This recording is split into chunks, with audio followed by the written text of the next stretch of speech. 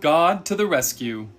Moses and the great escape from Egypt, from Exodus 3 through 13. Joseph and his brothers grew old and died, but their children's children stayed on in Egypt, where they became a very large family. Later on, a new king began to rule, but this Pharaoh didn't remember Joseph, and he didn't like God's people. He made them into his slaves, and beat them and made them work harder and harder. God's people cried out to God to rescue them, and God heard them. He remembered his promise to Abraham. He would look after his people. He would find a way to set them free. One day, Moses was looking after sheep when something caught his eye. A bush was behaving very oddly. It was flickering with flames, but its leaves weren't burning up. He took a closer look. "Moses!" boomed a big voice. Moses leapt back. The bush was talking to him. "I have heard my people's cries," God said. "I have seen their tears, so I have come down to rescue them. Go to Pharaoh and tell him to let my people go free." Moses was afraid, but God said, "I will be with you." So Moses went to Pharaoh. "Pharaoh," Moses began. "God says," "God," said Pharaoh. "Never heard of him." Moses kept going. "God says, let his people go free." "Why should I?" Pharaoh said. "Don't want to." "Won't." So he didn't. So God gave Pharaoh 10 warnings called plagues. First, God turned the Nile River into blood. No one could drink the water, but still Pharaoh would not let them go.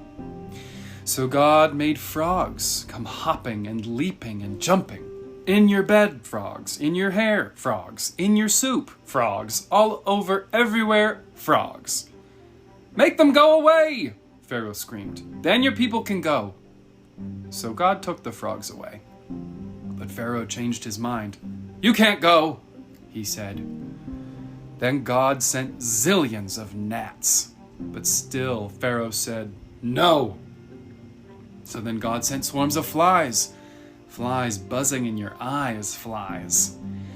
And after that, sickness and horrible boils and huge hailstones and a storm of locusts. Then darkness when it should have been day, until it seemed that the whole world, creation and everything was coming undone, falling back into darkness and emptiness and nothingness. But each time Pharaoh said, "Make it stop, and then I'll let them go." And each time when God made it stop, Pharaoh changed his mind and said, "Actually, no, you can't go." Finally, Moses warned Pharaoh, "Obey God, or he will have to send the worst thing of all." Pharaoh just laughed.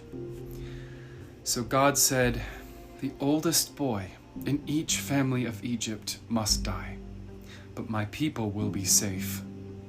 God told his people to take their best lamb, to kill it, and to put some of its blood on their front doors. "When God passes over your house," Moses explained, "God will see the blood and know that the lamb died instead of you."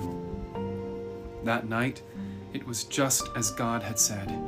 Suddenly, piercing the darkness, echoing down the corridors of the palace, came a blood-curdling scream. Pharaoh's oldest son had died. At last, Pharaoh did what God said.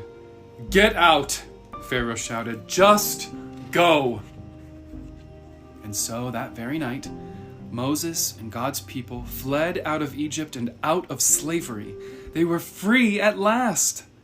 God's people would always remember this great rescue and call it Passover. But an even greater rescue was coming. Many years later, God was going to do it again. He was going to come down once more to rescue his people. But this time, God was going to set them free forever and ever.